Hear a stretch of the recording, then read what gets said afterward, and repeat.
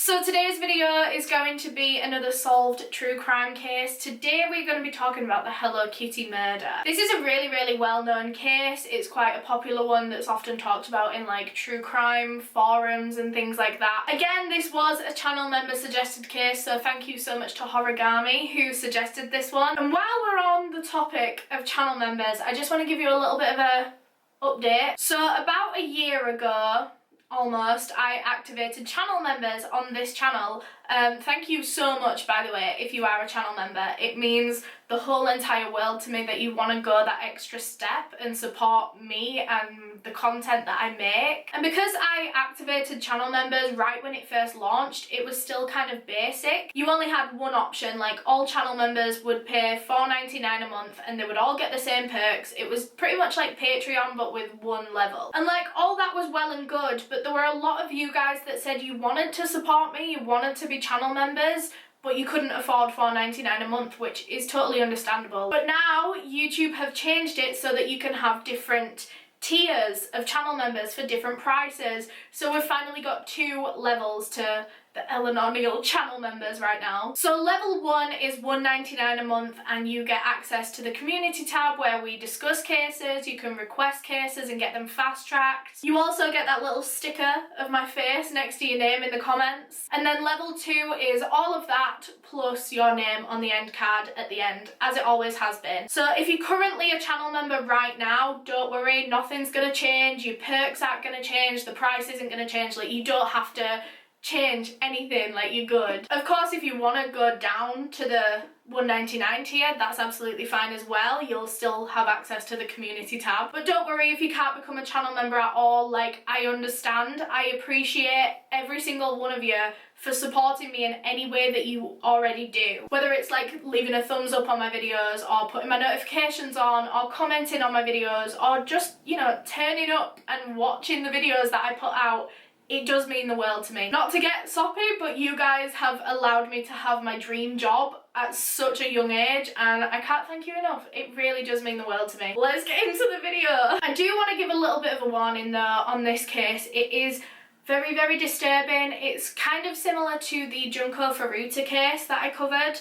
It's very graphic. I will give another warning right before it gets really graphic. If you still want to watch this video and you still want to hear the story but you just don't want the really bad stuff, I'll put a little warning and a timestamp so you can skip that. But if you just can't handle cases like this at all, thank you so much for coming along. I'll leave you a different video here if you still want to watch a video, just not this one. But yeah, I'm so sorry about this super long intro. Before we get into it, I just want to give my usual disclaimer that I mean absolutely no disrespect to anyone that I talk about in this video. This video is for educational purposes and everything that I'm about to say is just information that I have found on the internet and I'm compiling into one video. So in May of 1999, police in Tsim Sha Tsui in Hong Kong had a very distressed teenage girl come into their police station. This girl had just turned 14 years old. She came alone, no parents, no friends or anything, and she was very clearly distressed. And she sat there and she told police that she thought she was being haunted. And because she was so obviously worked up and stressed about this, they just let her talk, even though police obviously don't deal with paranormal things and stuff like that. They just let her kind of get everything out to them. So this girl told police about this one particular spirit that would come to her every single night. It was a young woman in her 20s. She had blood all over her.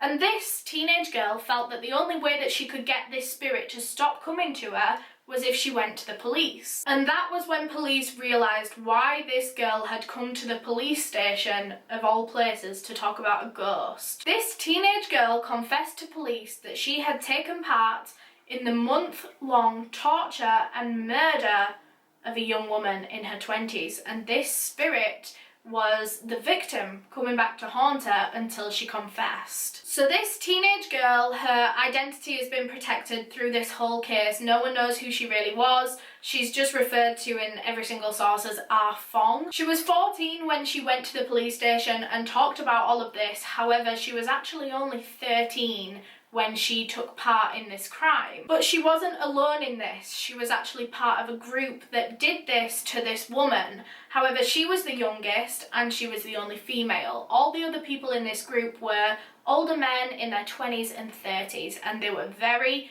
powerful men, members of the triad, if you know what that is. It's essentially like the Chinese mafia. It's organized crime, very, very rich, very, very powerful, very, very scary people. And she sat and told police that it was mainly all of the men that were doing this to this woman, and she just occasionally joined in. And the way that she actually got sucked up into this whole thing, because obviously she was the odd one out, the rest of them were older men. The way that she got sucked into it was because one of these older men was actually her boyfriend. She was 13 years old and her boyfriend in this group was 34. So to make this case a little bit easier to follow along with, we're going to go right to the beginning of the timeline and pretty much like start from the beginning. So the victim was 23-year-old nightclub hostess Fan Man-Yee. Sources say she was a nightclub hostess, although I don't think that is what you think it is, you know what I mean? I think a lot of people assumed that she was like a waitress or something like that, but I believe what that means is that she was a sex worker. So I don't know much about Fan Man-Yee's childhood and upbringing. I just know that her parents abandoned her when she was very young. I read abandoned. Now I don't know whether it was abandoned as if they just didn't want this child or if they just couldn't look after a child, but she ended up growing up in orphanages. And of course, when you reach the age of 16, or at this time when you reach the age of 16, you would be kicked out of these orphanages because you can fend for yourself.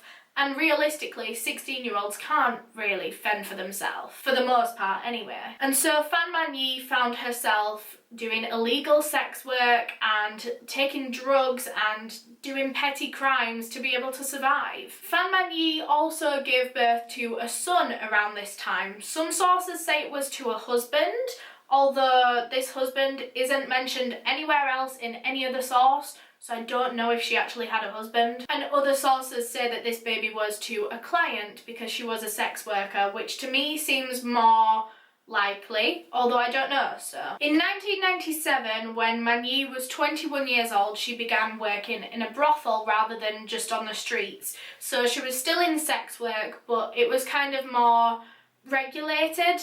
That's probably not the word. But she had like her regular clients, she had like a boss that was like looking over her and like making sure that she was there. It wasn't a good job to have by any means, but it was a little bit more safe than being out on the streets. And this job meant that she was in contact with a lot of seedy characters a lot of the time. And many of Man-Yee's clients and her bosses and things were all members of the triad. Very, very dangerous, scary people to be around. And Man-Yee knew this, but she still decided to push her luck. So one day, Man-Yee had this regular client round. His name was man-lok. He was a member of the triad, and he always came to Fan Man-Yee. She was like his favourite. And Man-Yee decided that once they'd finished up and everything, she was going to steal his wallet.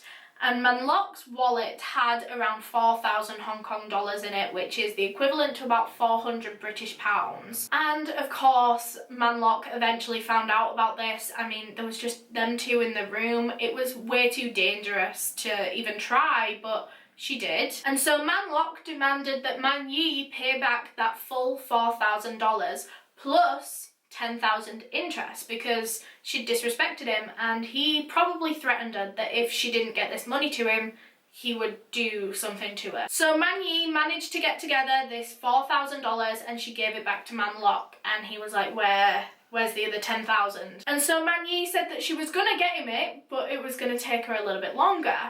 And he didn't like that. Man-lok knew that he was probably never going to get this 10,000 back from Man-Yee, and he was scared that maybe she was going to do a runner and try and get out of paying him at all. And so Man-lok decided that the next logical thing to do in this situation would be to enlist the help of two of his triad friends and kidnap Fan Man-Yee. So 34-year-old Man-lok and his friends 27-year-old Lung Shing Cho and 21-year-old Lung Wai-lun all set out to find Fan Man-Yee. So on March 17th, 1999, the men actually came across Man-Yee on the side of the road. She was back to work in the streets, obviously because she was way too scared to go back to that brothel where she knew that Man-lok would probably be. So these three men grabbed Fan Man-Yee, put her in the back of their vehicle and drove her to a property that the triad owned. So they took her into this old, rundown, unfurnished, dingy, dark apartment. Literally, like, the walls were crumbling, the pictures are horrendous. So Chan Man-lok's plan was that he was going to make Fan Man-Yee pay off her debt, be it through money or through services. He was going to set up a little mini brothel with just Fan Man-Yee. There weren't going to be any other girls there, and she was going to provide services for him and his friends and his associates, work colleagues, whatever, until she managed to pay off this debt. So here is where I'm going to put my second little warning. If you want to skip over the full torture, murder, everything like that, please skip to this time, right here. But yeah, you've been warned. So on the first night that the men had Man-Yee in this apartment, it was just the three of them, and they all decided to beat and rape her all night, just all into the hours of the morning. And most of the information, bear in mind, that I'm about to tell you about this whole case has actually come from that teenage girl, because these men will not talk about what they've done. So pretty much everything is from this teenage girl. So this is just what they've told her or what she has personally witnessed. So that is pretty much the baseline of what would happen to Fan Man-Yee every day. Beatings and being raped. All day, every day. And this teenage girl would also join in with everything that they were doing to her. And at first it was all just like beating her with their bare hands and things like that. But then eventually weapons were brought into the picture. They would use metal bars and kitchen utensils and bats, and I even read pieces of furniture, and I don't know what that means. This girl said that the men would force Man-Yee to smile and laugh and tell them how happy and excited she was about her beatings, and if she wouldn't do that, they would beat her even harder. Before long, Fan Man-Yee was so brutally beaten that she could no longer really provide these services that the men were trying to make her do to get out of this debt. Like, realistically, she couldn't really move, and potential clients that were to pay for sex with her were no longer attracted to her because she was so badly beaten. They would say to these men, well, why would we pay for sex with this girl that we're not attracted to, that can't really do anything, when they could just go out on the street and find someone that they are attracted to? So Man-lok's plan to make her pay off the debt wasn't really going to work, but he didn't really care at this point. He now had his own personal punching bag. This man was sick and he liked having a hostage that he could do whatever he wanted to. And when they weren't doing things to Fan Man-Yee, all these men would hang out in a separate room and play video games and do crystal meth and just hang out together as if there wasn't a dying woman in the next room. As the days went on, the men started getting more creative with the ways that they would torture Man-Yee. They began melting and burning plastic onto her body, dripping candle wax on her body, and when they ran out of things to burn, they just kind of burnt her directly. They would particularly burn the bottoms of her feet, so she couldn't stand, she couldn't walk, she couldn't do anything. Not that she really could anyway, because she was really weak at this point. They found uses for pretty much every single kitchen appliance, kitchen utensil, and I don't know what they would do to her with these things, but I don't think I want to know. Obviously, they would wound her, and when she would have like big gashes on her and things like that, the men would take food and spices and excrement and dirt and urine, and they would stuff it in her wounds and like smear it on her open cuts. They also forced Man-Yee to consume her own urine and feces, and I think they were starving her as well at the same time of like normal food. And if she refused to eat her own whatever, or like if she struggled to do it, if she was gagging or if she threw up, the men would beat her. Around halfway through her captivity, Fan Man-Yee, like I said, was so weak. She could barely move. She was so badly beaten. She was starving. The bottoms of her feet were burnt, so even if she wanted to walk anywhere, she couldn't really. And this was kind of ruining the boy's fun. She was no longer fun to beat and do certain things to her because she wasn't reacting as much. So one of the men suggested that they suspend Fan Man-Yee in the air, making her easier to beat, which is horrendous. She was a physical punching bag for these guys. So they tied up her wrist with electrical cord and then tied up the other end to the ceiling fan so that she was kind of hanging there, and they'd leave her there for hours at a time, sometimes even overnight. And then on the 15th of April, almost a full month after Man-Yee was abducted and brought to this place, the group decided that they wanted to go out for food, so that was all three men and Man-lok's 13-year-old girlfriend. And as they often did when they went out, they would lock Fan Man-Yee in the bathroom so she couldn't try to escape. If the door was locked and then the outside door was locked, there was very little chance of her getting out. So they all went out for food and whatever, and then they came back to the apartment a couple of hours later, and that was when Man-lok's 13-year-old girlfriend went to the bathroom and found Fan Man-Yee dead in the bath. Now this is particularly disturbing, but her body was just oozing this thick orange like pus. I don't know how, I don't know why, but it was, and there was a lot of it, and I've seen photos. That's another thing I want to warn you about. If you go and research this case by yourself, please be careful because there are photos online and they are so disturbing. I found them by accident. I didn't want to see them. I never go and look up things like that. But there were a couple of pictures on this one website where there was no warning, and I've seen them and they are horrendous. So just be careful if you do go and search this case. So at this point, the group were in shock. I don't know if they were ever planning on killing her or if they thought they could just go on like that forever, as if her body was just gonna keep bouncing back and keep, like, as if it wasn't going to give up on her. I just don't think they expected it to happen so soon, and so they didn't have a plan. They didn't know what to do. Now they had a dead body in this apartment, it was going to start to smell, and they needed to do something. They needed to dispose of it. So all the men and this guy's girlfriend all go into the other room, and they're all talking about different things they could do. They slept on it overnight, and then they thought about it the next morning, and Man-lok decided that he had the best plan out of everyone. He said that her body could not remain in one piece, otherwise it would be far too easy to identify, it'd be hard to dispose of, like, it'd make it so much easier for them if her body was in smaller pieces. So because Man-Yee's body was already in the bathtub, Man-lok took a butcher's knife and began dismembering her body. And then to remove the flesh from the bones, they decided that they were going to put her body parts in a pot on the stove and boil the flesh and the muscle and everything off of the bone. Some sources even say that at one point, while her body parts were being cooked on the stove, some of the men were cooking noodles right next to her in another pot, which is so disturbing. Other sources say that the men, after they were done doing all of this to Fan Man-Yee's body, they actually used that same pot to cook food in,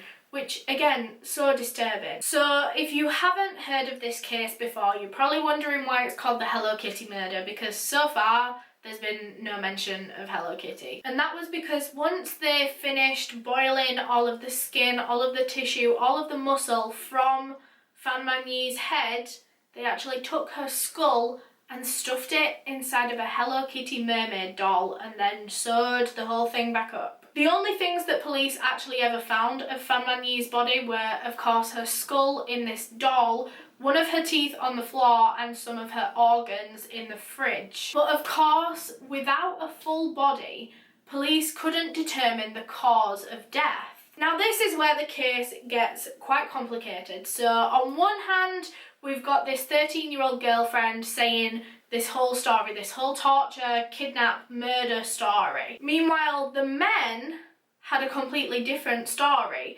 They said that they were just running a very small brothel with just Fan Man-Yee, and it was all consensual and everything.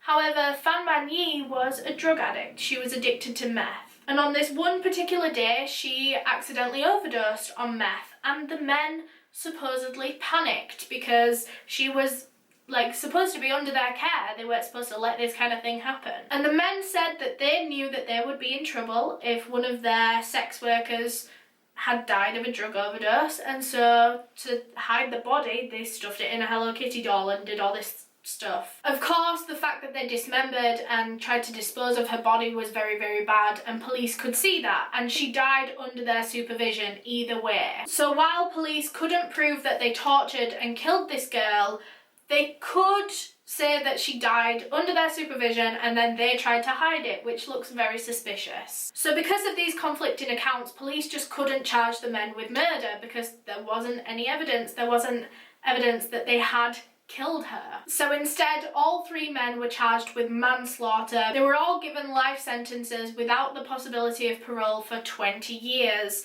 which we'll get onto that in a second. All three men were visited by psychiatrists after this because this is obviously a horrendous crime. You have to be some level of messed up to be able to do this. Although I don't think psychiatrists found any mental illness in these guys. I think they were just sociopaths and they had no remorse, they had no emotion, but they weren't actually mentally ill. The teenage girl, although she did take part in the torture and rape of Fan Man-Yee, she was actually let free without any charges or anything because obviously she gave so much evidence against these men, evidence that they wouldn't have had otherwise. It was kind of like a plea deal, like you tell us everything you know about these guys and we won't give you any prison time, you know? So after this whole murder and everything, because of the accounts that this 13-year-old girl gave to the police about Fan Man-Yee's spirit coming to her and everything, people that believe in ghosts and spirits and stuff believed that Fan Man-Yee's spirit was very easy to contact. It was like available. And so the apartment building where she died actually became quite like a meeting place for people that were interested in this,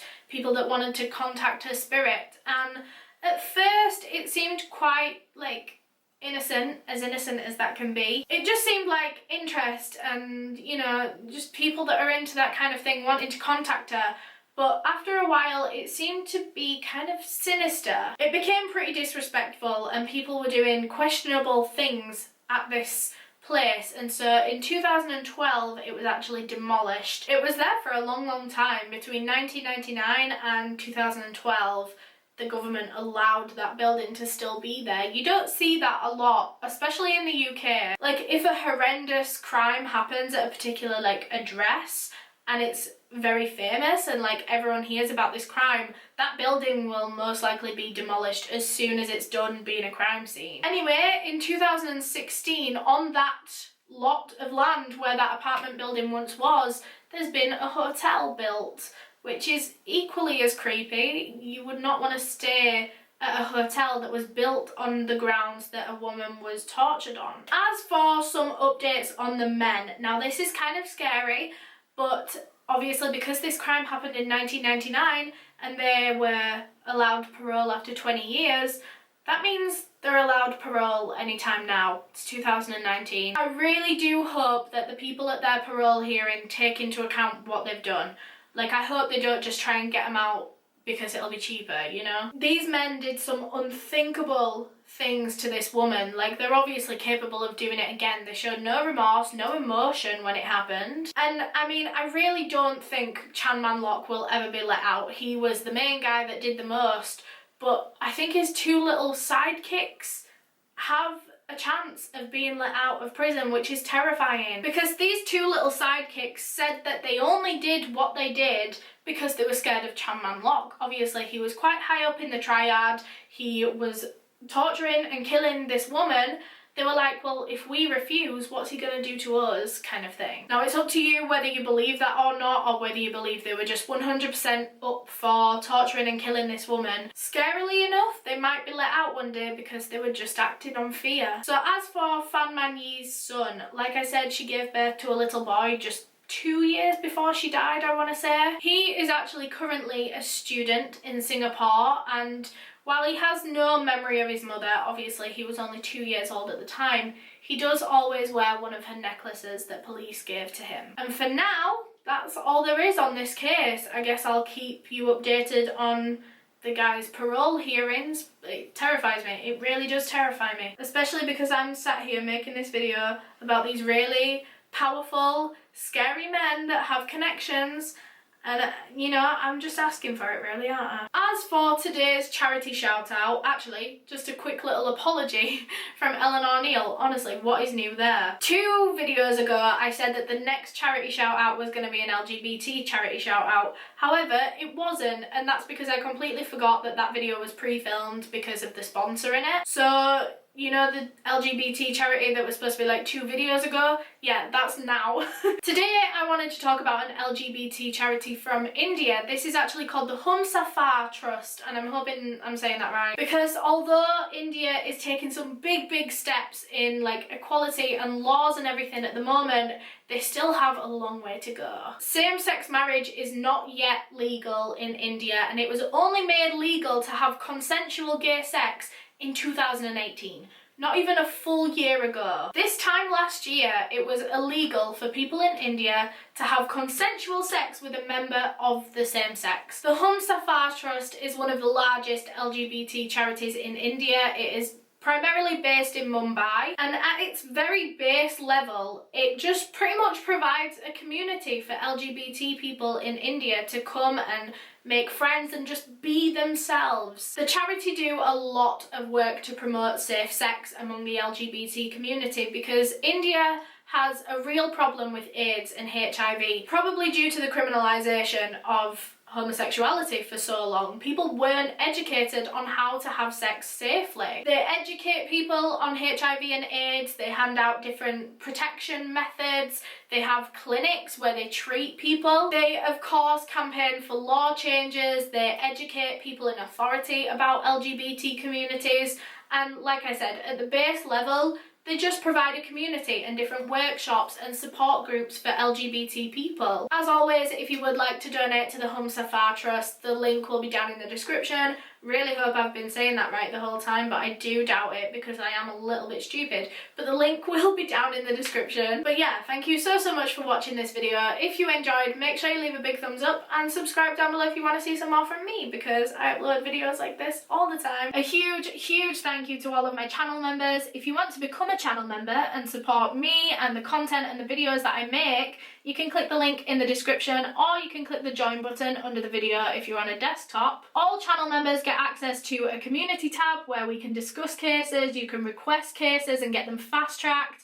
You also get updates on my channel and upcoming videos and stuff like that. And level 2 channel members will get all of that I just said, as well as their name on this end card at the end of every video. Thank you so much if you do become a member and support the channel. It really does mean the world to me. But yeah, thank you so much for watching. Subscribe to my second channel if you haven't already. It's fun over there. But yeah, I'll see you in the next one. Bye.